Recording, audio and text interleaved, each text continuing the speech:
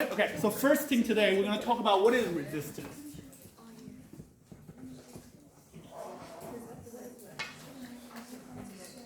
So today is 21st May 2020.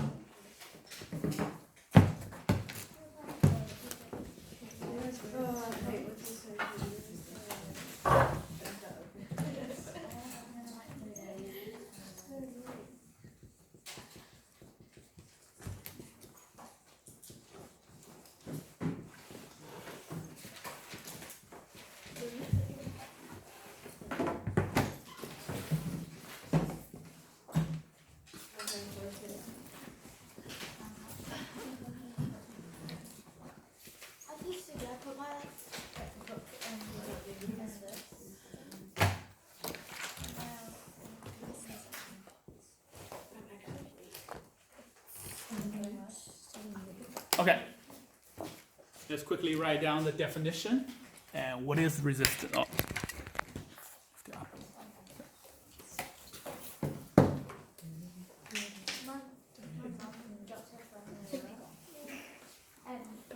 Okay, now your conversations are on YouTube.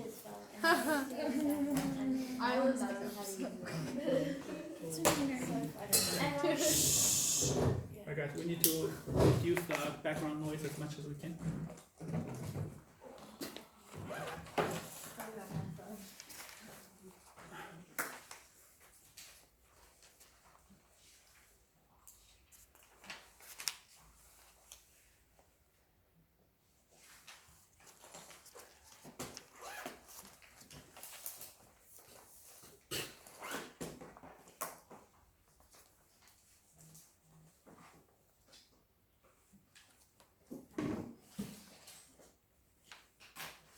Okay, and then, well, why does anything have resistance? Well, we can use a wire as an example, okay?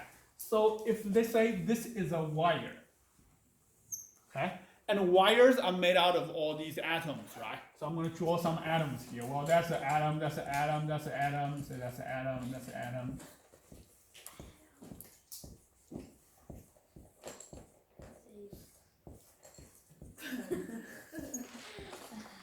Okay. And let's say, well, the electron is going to try to go through, right? So once the electron gains energy, it wants to go through. And once it goes through, what's going to happen? Well, it's going to hit this one, and then we'll try to need to go this way, and then it's going to hit this one. And then it might need to have to go this way, and then have to go this way, and then have to go this way. So you can see how electrons is going to be bounced by these atoms inside there. And that is the reason why this wire have a resistance. Does it make sense? Yeah, and this is the reason why anything have a resistance. Even if I get electrocuted, the electron trying to go through my body, I have to bounce into all the things in my body. That is also the reason why electrons actually does not travel that fast, okay? It's actually travel around like 1 meter per second or something like that. Okay, and well, what is the resistance of something dependent on? The resistance of something will depend on the construction of the object, okay? So let's say here, the resistance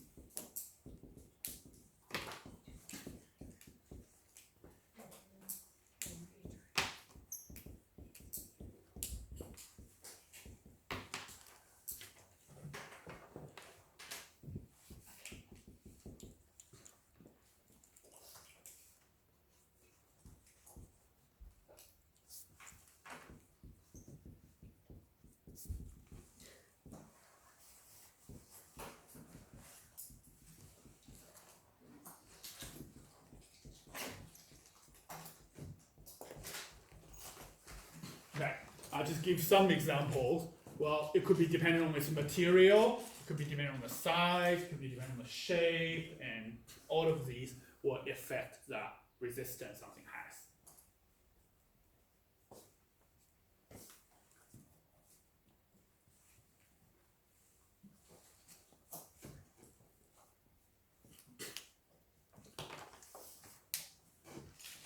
Okay, so then let's have a thing. What is the what do you think is going to be the resistance of a conductor? Very low. Yeah, it should be a small resistance, right? What if it's an insulator? High. Yeah, like high, or we can basically consider it like almost infinite resistance. Okay. All right. Let's say here conductor, small resistance.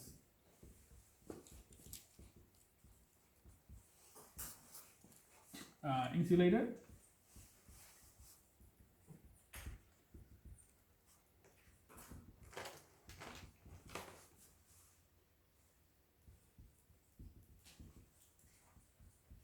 I mean, I was going to say big resistance, but what is big? What is small? It's hard to define. So let me say it's infinite because insulator don't let electricity go through. We just say it's massive. Okay. Sometimes insulators can become a conductor, like when lightning happens, because if the electricity is so strong, it can make the insulator to become a conductor. Okay.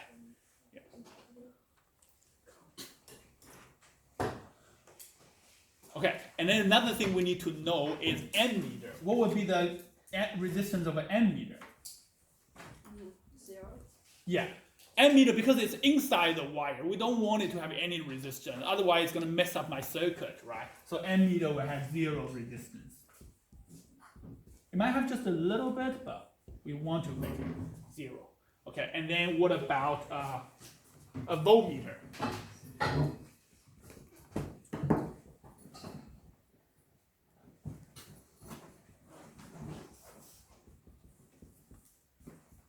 An ideal voltmeter, when we designed it, we wanted to have infinite resistance as well. So nothing can go from that branch. So it's not going to mess up my circuit.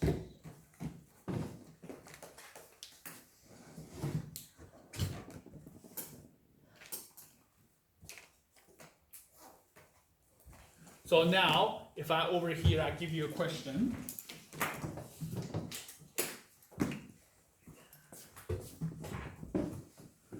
When we're transporting electricity, why do you think we use copper as a medium?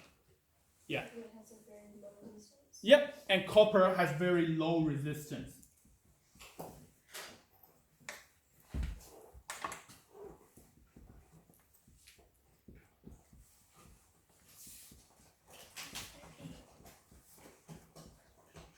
So we can use it for we can use it as a wire.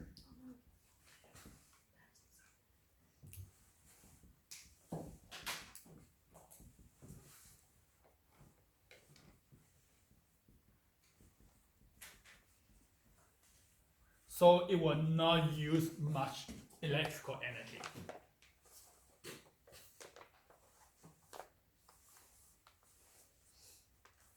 Okay.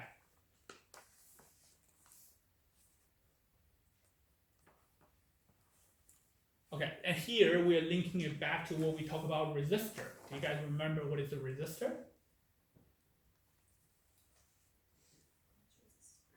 Yeah, resistor has resistance, yes. But what does it actually do in terms of the energy transformation? Yeah. It makes it into useful energy. Resistor, particular. Yeah, electrical component change into useful energy. But what does a resistor do? Actually, we're using it right now. That's why I took my jacket off. Yeah. It's turning it into heat, right? Okay, I'll just quickly write it over here as well. A resistor is used to turn electrical energy into heat. And based on the resistance it has, right?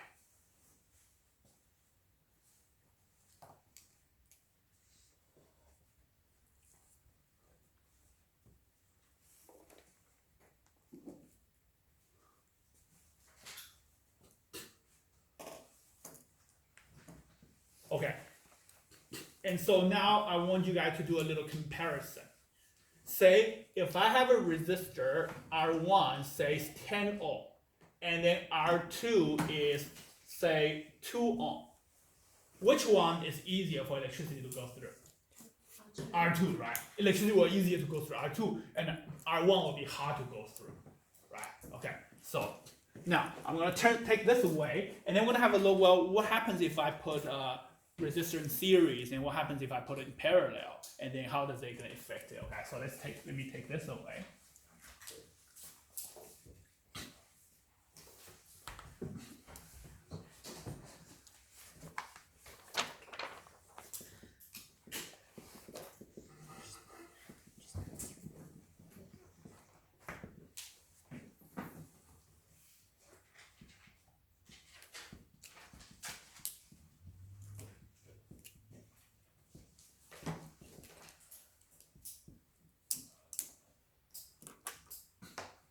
Actually, I'm going to use that value over there. So this one is 10 ohm, this one is 2 ohm.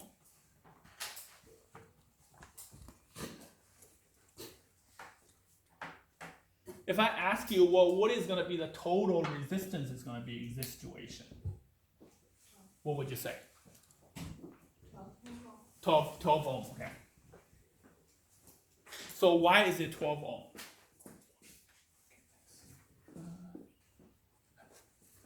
Why would this be 12 ohm? Well, that is because of what is resistance.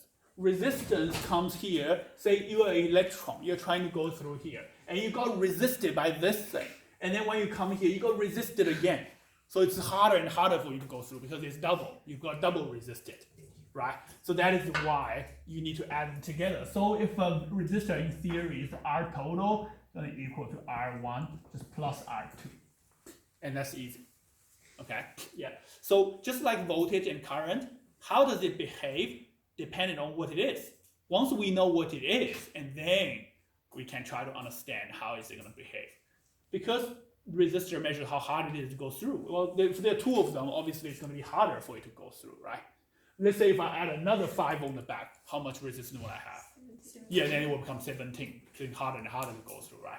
Okay, so now, but what if we have a resistor in series? Oh, sorry, in parallel.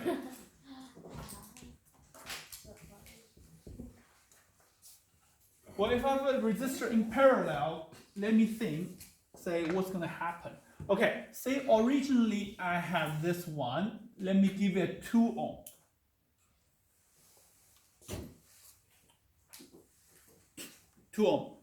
Right? I'm going to add another one to the side over here, and this one is going to be 10 ohm.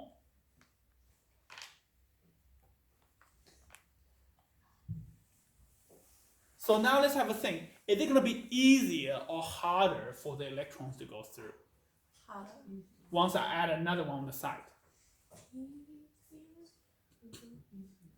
Easier or harder? Yeah. Yeah. Electron will try to go through the path with the easiest resistance. Yeah. So most of them will still try to go through the 2 ohm, right? But some of it will go through the 10 ohm. Doesn't make sense. So let's think about it. Say this is like a traffic jam, or like you're shopping at Countdown. You are waiting in line, going through over here, and then bam! All of a sudden, there's another wire open up, another checkout open up. But this checkout person is new, so she's very slow.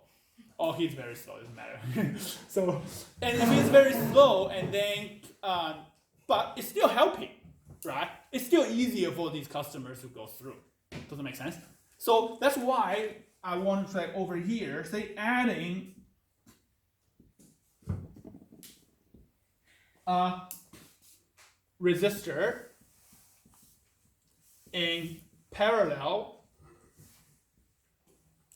will decrease. I'll say make it easier. Will make the electrons easier to go through.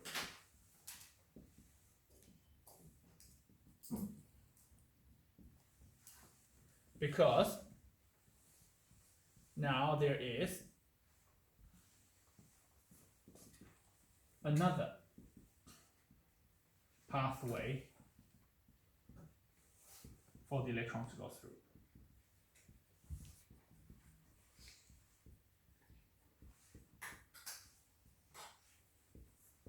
So resistance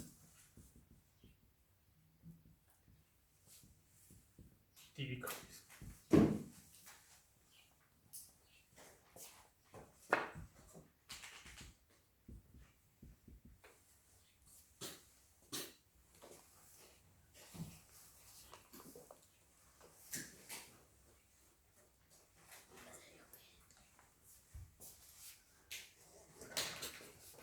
Okay, and then based on the same idea, I will write a little bit of a notes for this for the series one as well. Okay, you can either write on the bottom or you can write on the side. I'll write over here. Say adding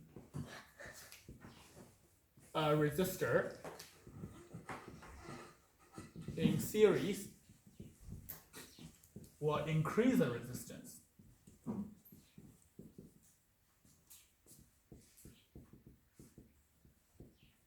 Because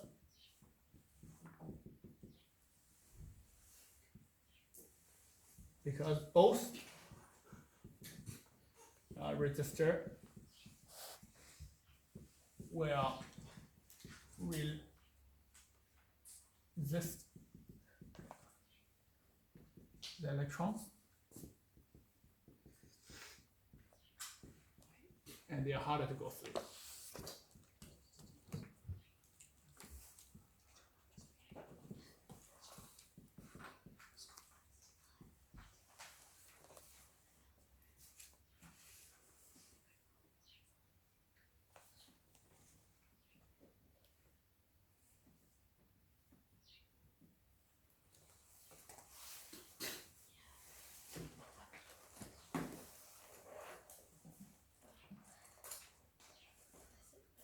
Okay, now here comes something interesting. So how big would this one be then? 2 plus 10. 2 plus 10, we really want to say equal to 12. But in physics, sometimes 2 plus 10 don't equal to 12 anymore. In fact, this one, the total resistance, 2 plus 10, will be a little bit smaller than the 2 ohm. Because this 10 will be able to help this a little bit to make it easier to go through. So the total resistance originally is 2. Now it will just be a little bit easier. So a little bit smaller than 2. Does that make sense? Yeah. Which branch has more like current Yeah, this branch will still have more current. and more voltage? Voltage will be the same. Oh, okay. Yeah, voltage will be the same. So basically this one will still have the same amount of electron goes through, right? But then all of a sudden there will be some electron go through this one as well. So more current can go through. It's easier for it to go through. So that only happens in a parallel. Only having a parallel, yeah. So this one, say, it probably will equal to something like maybe 1.8 ohm, something like that. Okay, so we're gonna introduce the equation for you guys to calculate it next. So, and then you will see how the equation works. Okay. All right. So now let's see. Have another. So this one, I mean, 2 and 10 are a bit of odd number. So we don't have an easy way to do it. But if I give you a number, if they're exactly the same, say this. I'll give you this situation. If this is say 4 ohm, this is 4 ohm.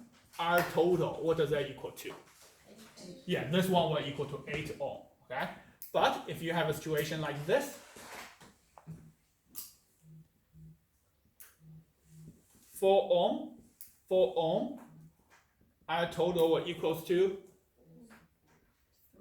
2 ohm. What? Okay, because originally it's 4, it's hard to go through, right? 4 resistance, and then bam, another 4. Now double the current can go through. So if double current can go through, now the difficulty become half. If the difficulty become half, then the resistance will become half. Does this make sense? No. Okay, I'll say here, say difficulty of current of electrons to go through becomes half. Have a think of this sentence. Does this sentence make sense? The difficulty for the electrons to go through becomes half. Can you see that how when you compare to having 1, now double the electrons can go through because there are 2 ways to go through, right? Originally, say if you need to wait online to go check out, you need to wait 30 minutes. Now how much time does it take? 15 minutes. So the difficulty has become half. And then the definition of resistance is measuring the difficulty level. So the difficulty must become half now. So 4 plus 4 equals to 2. Does this make sense? Okay, this is the reason why physics is difficult, because you always taught 2 plus 2 is 4. So there was a famous saying, I don't know who said it. They say, in order for you to learn something, you have to first unlearn. You always taught 2 plus 2 equal to 4, so you always want to say 4 plus 4 equal to 8. But in this situation, 4 plus 4 actually equal to 2 now, because it's easier to go through. Does it make sense? Okay, and same thing, if I have 8 and 8, now it becomes 4. 16, 16, and become 8. Okay? One is 4, one is 2.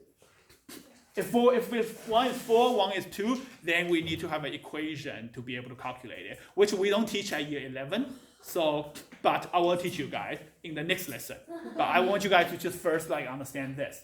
I have a question, would they only have one with both the same? Yes, in NCA level 1 level, we'll only have them the same, yeah. So, but I'll give you guys a question, like a difficult question, okay, to challenge your thinking. Say, if you have a 2 ohm resistor over here, and then over here you have a big one that is 20,000 ohm.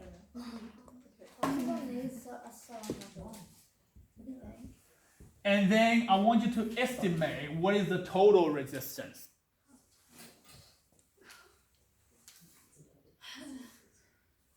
Two at 20,000, what is that equal to? 0.8.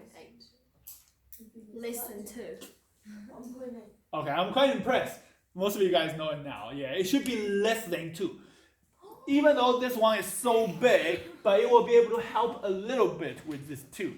So the resistance will be a little bit smaller than the smallest one, which should be like maybe 1.999 ohm.